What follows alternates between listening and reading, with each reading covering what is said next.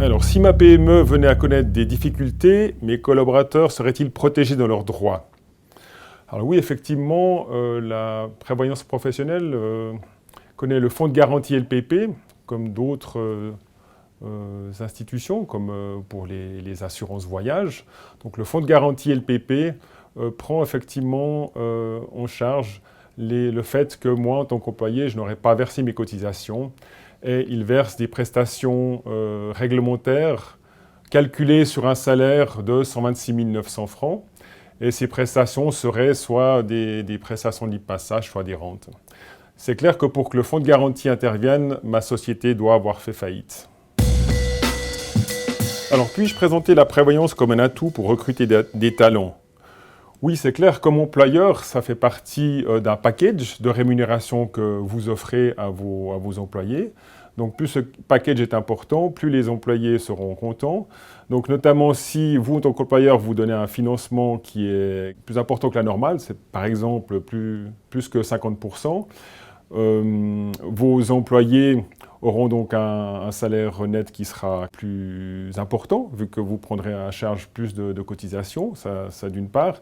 D'autre part, en termes de prestations pour vos employés, plus les prestations que vous offrez, par exemple en invalidité, en décès, seront élevées, moins vos employés auront besoin peut-être de faire une couverture complémentaire en cas de décès ou s'ils ont une maison à financer.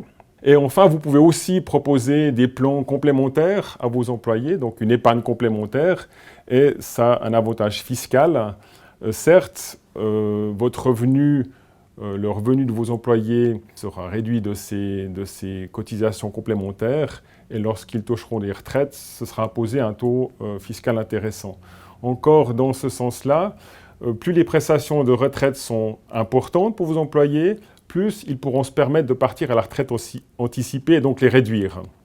Enfin, dernière solution, toujours avec ces plans de prévoyance complémentaires. On peut dire qu'on rajoute une épargne de 2%, 4%.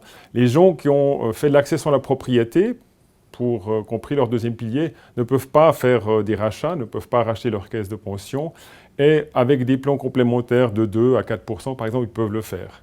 Donc effectivement, la notion du rachat est importante. Plus le plan de prévoyance est intéressant pour les employés, plus les rachats pourront être intéressants pour les employés.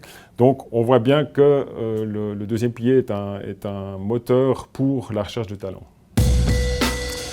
Qu'est-ce que le taux technique? À quoi sert-il? Comment est-il défini?